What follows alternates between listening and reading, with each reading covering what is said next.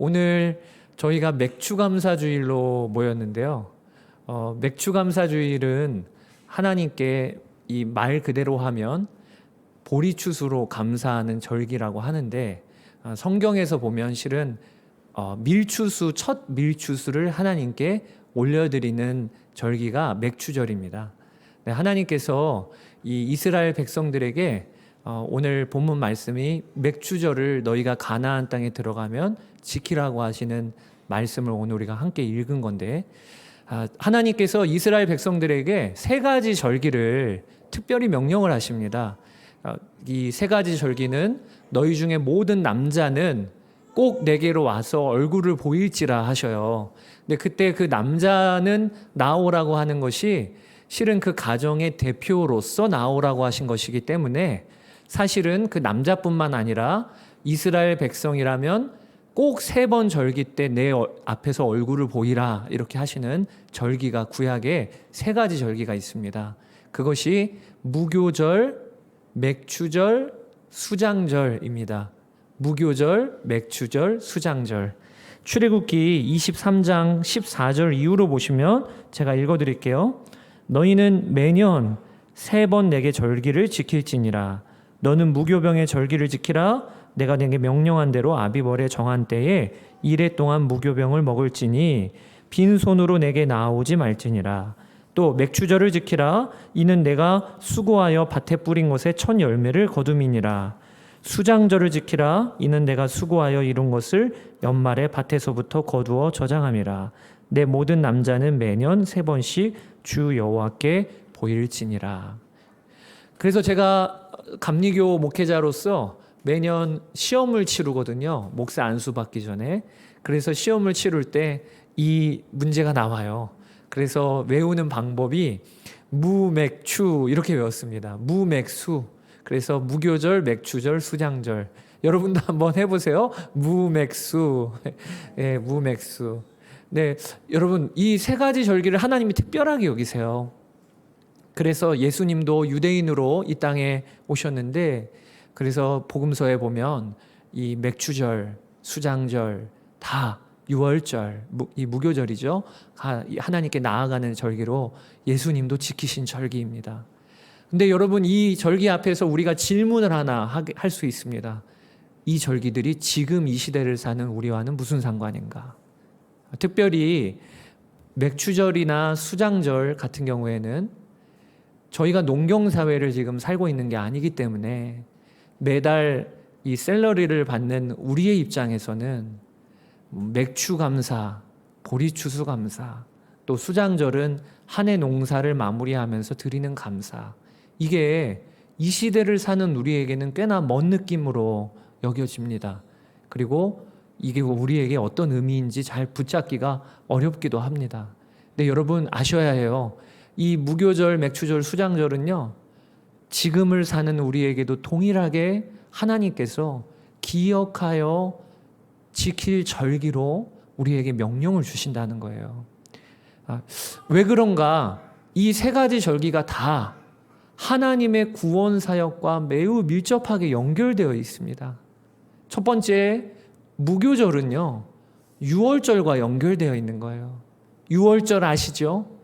이스라엘 백성들이 애굽에 종노릇할 때 하나님께서 그들을 건지시고 그리고 출애굽시키지 않으셨습니까? 그 결정적인 사건이 되는 날을 우리는 6월절이라고 하지요. 죽음의 천사가 담장을 유월하여 넘어간. 그런데 이 6월절이 끝나면 곧바로 이어서 무교절이라고 하는 7일의 기념절기를 지키게 되는 겁니다. 누룩을 넣지 않은 빵을 먹음으로 하나님이 그날 밤에 우리를 구원하셨지 라고 하는 무교절기를 지키는 거예요. 그러니까 무교절은 하나님의 구원 사역의 시작을 의미하는 거죠. 그 다음에 맥추절은요, 성경의 다른 말로 77절이라고도 하고 오순절이라고도 합니다. 구약 성경에 보면 하나님이 애굽에서 이스라엘 백성들을 출애굽시킨 후에 약 2-3달 후에 시내산에 강림하시는 사건이 등장해요. 그러니까 그게 바로 50일 어간쯤 77절 오순절이 지난 후에 하나님이 구약의 시내산에 강림하시고 율법을 주십니다. 이 의미를 그대로 하나님이 이어가셔서 신약으로 넘어가 보면 예수님이 부활 승천하신 후에 그리고 나서 40여일 후 어떤 일이 벌어지죠? 마가다라 방에 있을 때 오순절 기념하여 절기를 지키고 있는 그때 성령님이 오십니다. 그러니까 맥추절은요, 성령 하나님이 성도들에게 오신 것과 연결되어 있는 절기예요. 그다음에 마지막 수장절은 한 해 농사를 마무리하면서 결산을 하게 되는 거지요. 이게 신약으로 넘어가면 어떤 말씀이 등장을 하냐면 누가복음 3장 17절에 세례 요한이 예수님을 향하여 뭐라고 고백하고 선포를 하냐면 저분은 손에 키를 들고 자기의 타작마당을 정하게 하사 알곡은 모아 곡간해드리고 쭉정이는 꺼지지 않는 불에 태우시리라. 그러니까 세례 요한이 예수님을 보면서 했던 선포가 어떤 선포냐면 예수님 저분이 알곡과 쭉정이를 거두시고 가르시는 결산하시는 분이시라는 거예요. 그러니까 수장절은요, 신약으로 넘어가면 우리 예수님께서 다시 오시는 그날 이 땅에 모든 결산을 보시는 심판주요 그리고 완성하시는 분으로 오신다고 하는 것과 연결되어 있습니다.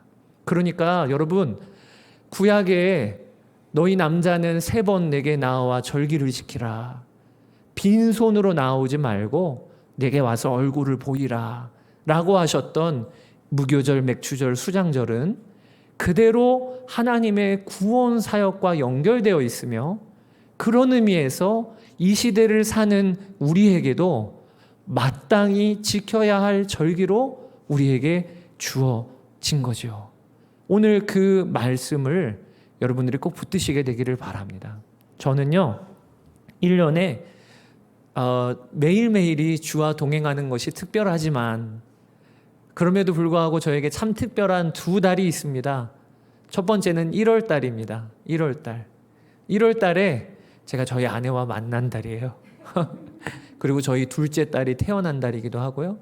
저의 생일도 1월 달에 있고요. 그러니까 1월 달은 기념할 게 참 많아요. 예. 그리고 또 한 달은 7월 달입니다. 저희 7월 달은 저희 큰 딸과 저희 아내가 태어난 달이기도 하고 저희 아버지가 하나님 나라 가신 기일이 있는 달이기도 합니다. 그러니까 저에게 있어서는 7월 달과 1월 달이 참 가족 행사가 많고 기념하여 지킬 게 많고, 그런데 그게 하나하나가 다 그저 기념해서 그날 기념하는 정도가 아니라 저에게는 의미가 깊은 거예요. 1월 달을 보내면서 아내와 만났던 걸 기념하고 기억하고, 그리고 지금까지 부부로 한몸 되어 산 것이 그렇게 기쁘고, 또 7월 달을 지키면서 특별히 저희 아버지 이제 믿음의 선진이 되셔서 하나님 나라에서 중보하시는 아버지를 생각하니까 참 특별하고, 그러니까 사람마다 그냥 기념해서 이날은 뭐 같이 식사 한번 하자 이게 아니라 기억하고 싶은 날이 있잖아요. 기억하고 싶은 달이 있잖아요. 하나님에게 있어서는요, 무교절, 맥추절, 수장절이 참 특별한 달이신 거예요. 기념절기인 거예요. 어떤 절기냐면 잃어버렸던 내 자녀를 찾은 절기. 죄로 인하여 떨어져서 같이 그렇게 살고 싶고 거하고 싶은데도 죄로 인하여 가까이 갈 수 없었던 그 자녀에게 오신 절기. 또 이 땅의 사명을 마치고 마지막 결산할 때 와라 끌어안으며 다시 만나며 영원한 천국으로 들이시는 절기. 이게 무교절, 맥추절, 수장절이기 때문에 하나님은 내게 나와. 그게 얼마나 특별한 의미인지를 아니? 라고 하면서 백성들에게 얼굴 보이라고 하시는 거거든요. 여러분들이 오늘 맥추절을 지키면서 맥추 농사를 짓는 것도 아닌데, 농경 어떤 사회를 보내는 것도 아닌데 이게 나에게 무슨 의미야, 이렇게 여기는 일이 아니고 아버지의 마음을 오늘 품고 붙잡으셔야 돼요. 하나님에게는 참 특별한 절기입니다. 우리를 구원하시고 성령 하나님으로 오시고 또 언젠가는 다시 오실 주님을 기억하는 이 세 번의 절기를 이 시대의 교회도 지키고 있는 것입니다.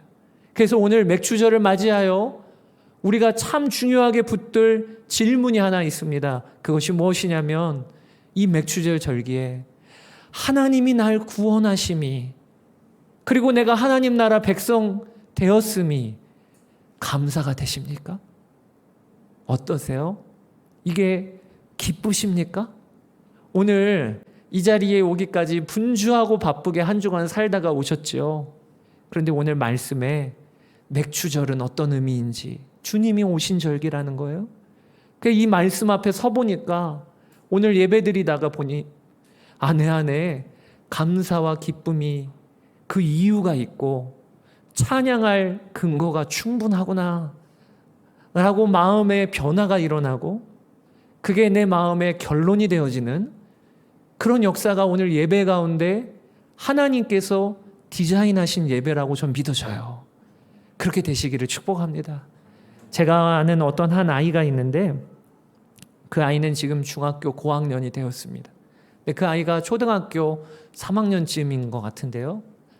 집안이 쫄딱 망한 거예요. 아버지가 하던 사업이 하루아침에 부도가 나갔고 집안에 있는 모든 집기류들까지도 압류가 되어버렸습니다. 일가족 4명이 하루아침에 길거리로 내앉게 되었습니다. 알고 있는 한 지인이 빌딩 중에 지금 사무실이 비어있는 사무실이 있는데 참 사정이 딱하니 거기라도 좀 임시로 들어와서 가족들이 좀 거처하시면 좋겠다고 해서 그 당시 추운 겨울이었는데 그 텅 빈 사무실에 뭐 하나 가구 이런 것도 없이 들어가서 겨울을 보냈던 적이 있었어요. 이야기를 들어보니 고생을 꽤나 많이 하셨더라고.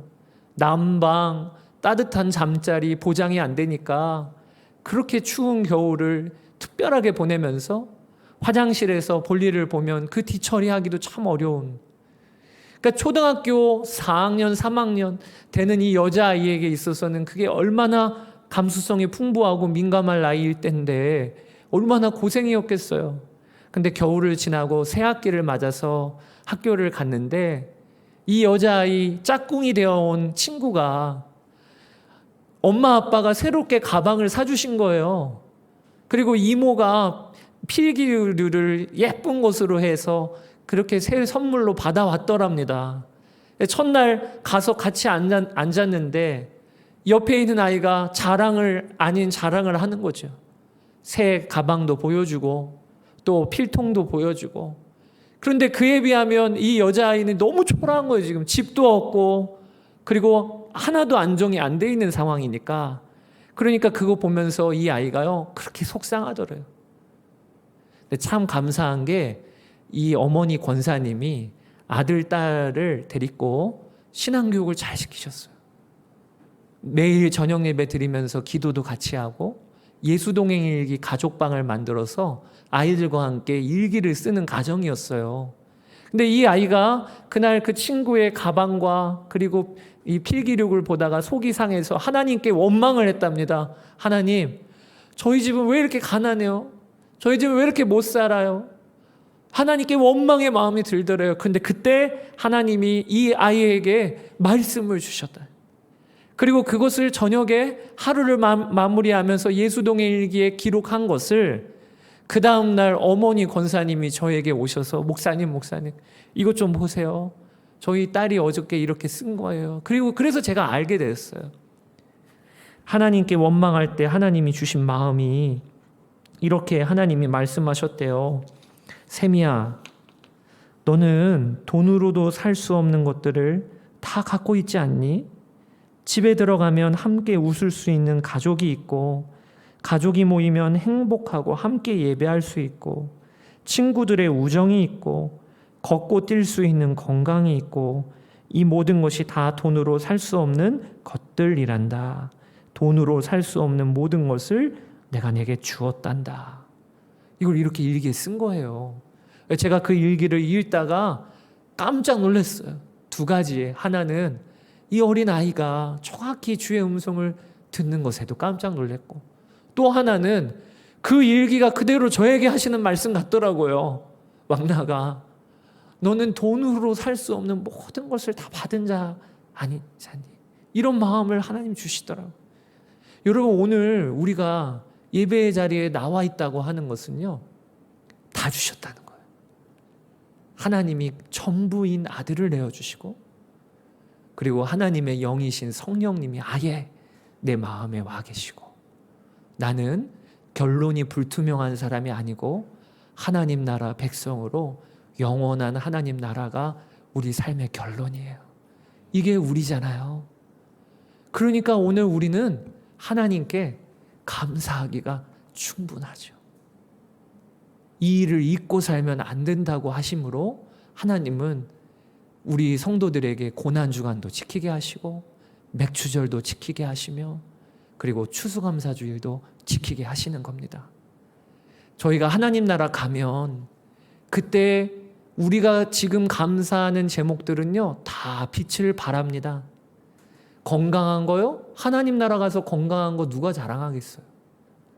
하나님 나라 가서 그때 공부 잘해서 우리 아이들 대학교 들어간 거 누가 하나님 나라 가서 감사할 일이 뭐가 있겠어요? 이 땅에서 오래 산 게 감사가 되겠습니까? 몸이 건강한 게 하나님 나라 가서도 감사가 되겠습니까? 하나님 나라 가서 감사할 것은요, 진짜 한 가지예요. 그게 뭔지 아십니까? 날 만드시고 날 구원하심이 감사. 그게 영원토록 할 감사입니다. 요한계시록 5장에 보면 이렇게 하나님 나라의 예배의 환상이 요한에게 열리고 그 하나님 나라에서 예배하는 내용이 들리는데, 천군 천사들과 함께 수많은 성도들이 하나님을 찬양하기를 요한계시록 5장 9절에 그들이 새 노래를 불러 이르되 두루마리를 가지시고 그 인봉을 떼기에 합당하시도다. 일찍이 죽임을 당하사 각 족속과 방언과 백성과 나라 가운데서 사람들을 피로 사서 하나님께 드리시고 그들로 우리 하나님 앞에서 나라와 제사장들을 삼으셨으니 그들이 땅에서 왕노릇 하리로다. 이게 우리가 하나님 나라 가면 영원토록 감사할 제목이에요. 우리를 피로 사셔서 거룩한 나라와 제사장 삼으셨으니 그게 우리가 하나님 나라 가면 영원토록 감사할 것입니다. 오늘 하셔야 합니다. 진짜 감사할 것에 대해서는 감사 안 하며 살아요. 그리고 금세 감사가 빛을 발할 일에 대해서는 그렇게 모든 게 달린 것처럼 살아요. 그게 얼마나 어리석은가. 오늘 우리가 감사절기를 지내면서 바로 잡는 거죠. 진짜 감사해야 될 것에 대해서는 진짜 감사하며 살고, 그렇게 휘둘리지도 않아야 될 문제들에 대해서는 이제는 목매지 않고 살고, 바로 잡아 주시려고 오늘 맥추감사주의를 지키라고 하신 주의 은혜가 있는 거지요. 하나님, 제가 진짜 감사할 것, 그리고 이미 내게 주신 것, 그리고 그거 하나면 충분한 것, 날 구원하심이 감사, 하나님 나라 백성 삼아주심이 감사, 저 그렇게 살겠습니다. 그리고 그동안 이렇게 목매어서 그 일이 이루어지면 무슨 세상에 다 이루어진 것처럼 기뻐하고, 그 일이 더디면 세상에 다 꼬인 것처럼 좌절하고 낭망했던 것, 주님이 눈 열어주시면 아무것도 아닌 걸, 그 일에 대해서는 그저 주님을 신뢰하겠습니다. 오늘 그렇게 결단하고 기도하며 하나님께 나아가시는 여러분 되시기를 축복합니다. 그리고 또 하나, 오늘 맥추절은요, 아주 특별한 감사의 의미가 있는데 그게 무엇이냐면, 감사할 수 없을 때 하나님께 드리는 감사가 맥추절 감사예요. 첫 열매를 드리라고 하나님 하시거든요. 그런데 오늘 레위기 말씀을 우리가 읽었는데, 이 레위기는 어떤 상황이냐면 이스라엘 백성들이 가나안 땅에 들어가지도 않았을 때 주신 말씀입니다. 가나안 땅에도 들어가지 않았을 때 하나님이 뭐라고 말씀하시냐면, 가나안 땅에서 너희들이 첫 열매를 거두면 그것을 나에게 바치라. 그럼 여러분, 이건 문제가 생기는 거예요. 첫 열매, 가나안 땅에 들어갔는데 첫 열매라고 하는 말은 곡식을 곡간에 들인 게 아무것도 없다는 얘기예요. 그렇죠? 쌓아놓은 게 아무것도 없다는 얘기예요. 첫 열매는 내가 먹어야 될 일인 건데 하나님은 그걸 드리라고 하시는 거예요. 그게 첫 열매예요. 마치 엘리야 엘리사가 동일하게 과부를 만나지 않습니까? 근데 과부도 먹을 게 아무것도 없어. 이거 먹으면 끝나는 거예요. 내 아들과 내가 이거 한 끼 먹으면 끝나고 죽으리다 했던 과부인데 엘리야도 그렇고 엘리사도 그렇고 뭐라고 하는지 아세요? 그거 만들어서 나에게 갖고 와. 이렇게 얘기하세요.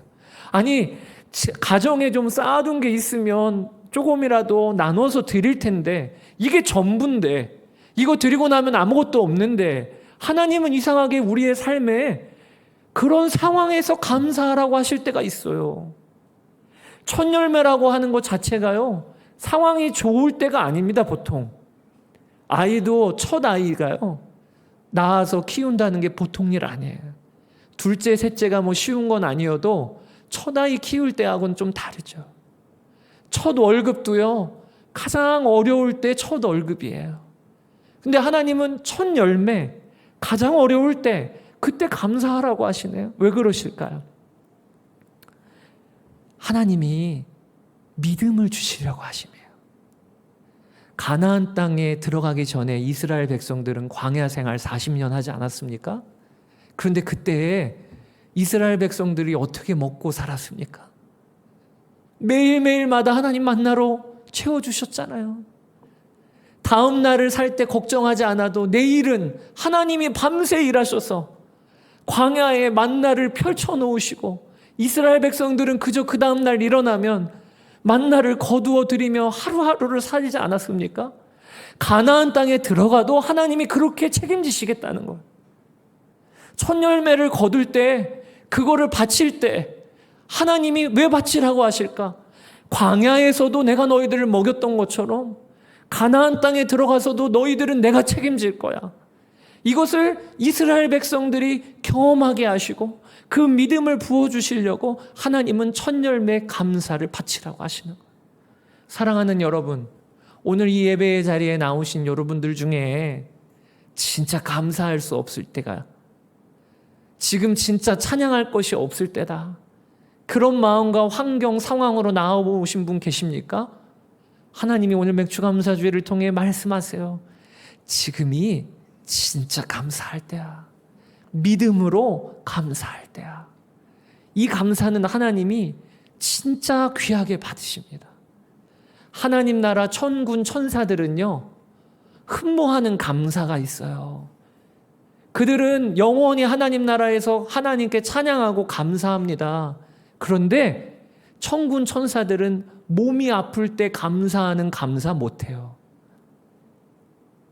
재정적으로 극심하게 어려울 때 드리는 감사 못해요. 왜냐하면 그들은 그런 상황이 허락되어지지 않아요. 근데 이 땅을 사는 성도에게만 주시는 감사가 있어요.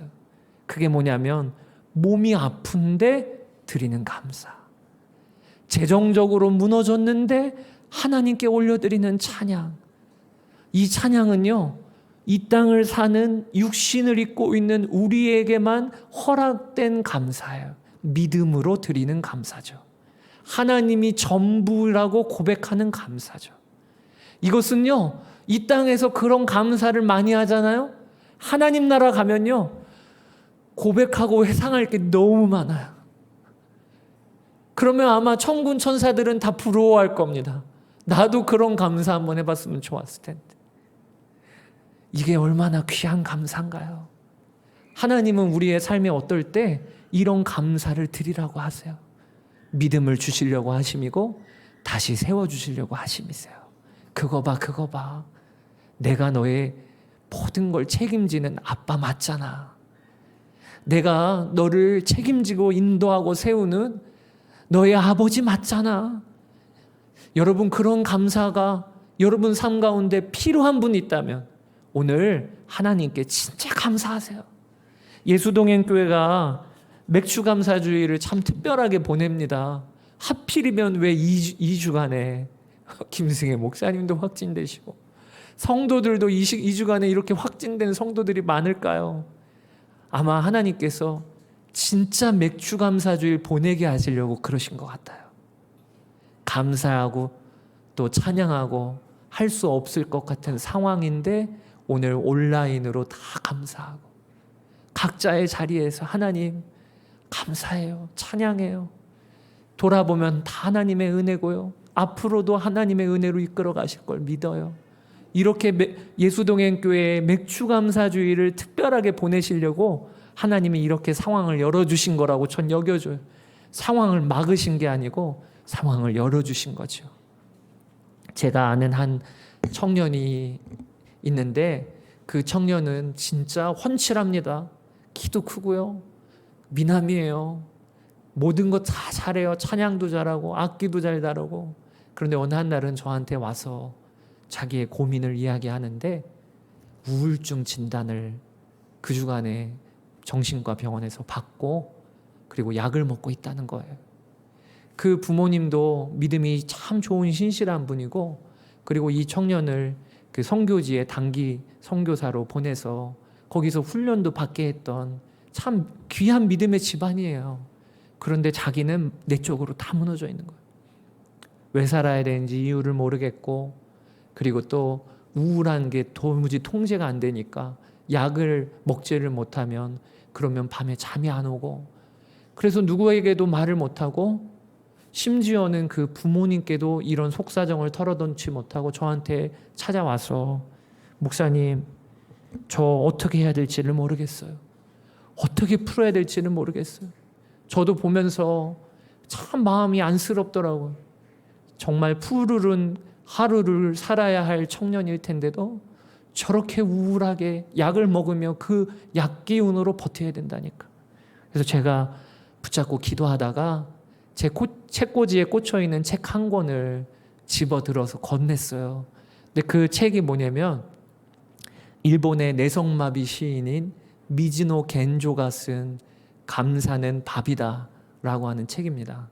이 미즈노 겐조가 4살 때 아주 고열의 병을 앓고 그 이후로 내성마비가 되어서 몸을 다 못 쓰고요. 눈만 깜빡깜빡거리는 아주 중증 환자가 됩니다. 그런데 그 어머니가 그를 끝까지 포기하지 않았어요. 아이를 뭘 알아듣는다고 벽에다가 일본 그 알파벳을 펼쳐놓고 글을 가르치고 그런데 어느 한날은 이 내성마비 이 아이가 알파벳을 가르치면 거기에 눈을 깜빡깜빡거리면서 자기 의사를 표현한다는 걸 알았어요. 그래서 그 어머니가 이 아이에게 이제 대화를 할 때 그런 식으로 대화를 하는 겁니다.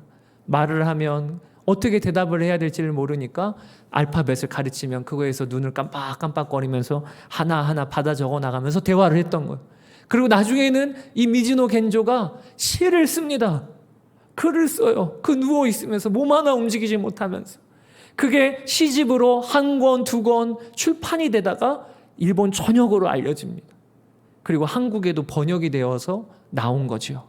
근데 이 미즈노 겐조가 그렇게 할 수 있었던 이유는 예수님 때문이었어요.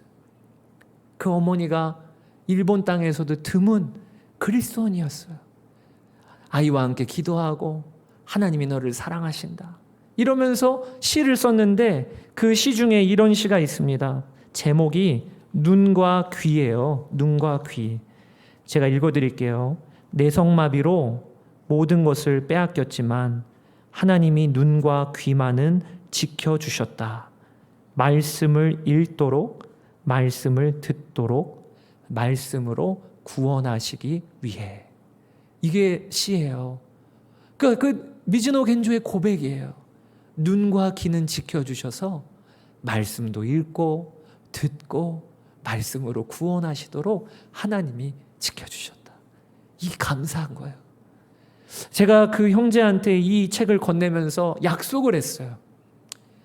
누구야 저녁마다 목사님 카톡으로 밤에 잠이 안 오면 그저 이 생각 저 생각 하지 말고 요 미즈노 겐조의 시 한 편씩 한 편씩 카톡으로 쳐서 나한테 보내.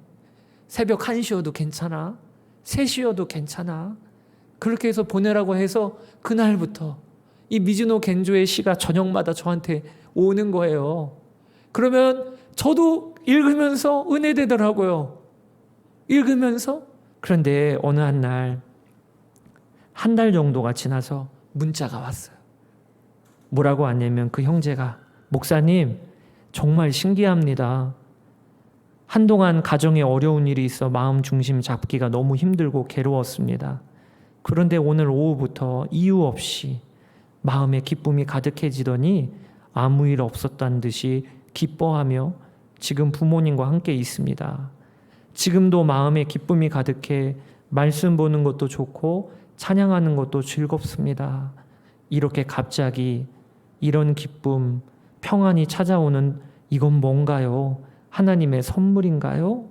이렇게 문자가 왔어요. 그래서 제가 하나님이 너에게 선물을 주셨어. 감사할 수 없을 때 감사하니까, 찬양할 수 없을 때 찬양하니까 하나님이 세워주시더라고요. 사랑하는 여러분, 오늘 맥주감사주일 절기를 지키면서 감사할 수 있는 게 없다, 그렇게 여기는 분이 진짜 오늘 수지 맞으신 거예요. 하나님께 감사하십시다. 찬양하십시다. 하나님은 그때에 그걸 귀히 받으시고 세워주세요. 평생 우리가 그렇게 산다고 하는 것이라면 두려워할 게 뭐가 있고 무너질 게 뭐가 있겠습니까? 하나님 믿는 우리 성도의 삶은 진짜 놀라운 거예요. 오늘 그 은혜로 서시는 여러분 되시기를 주의 이름으로 축복합니다.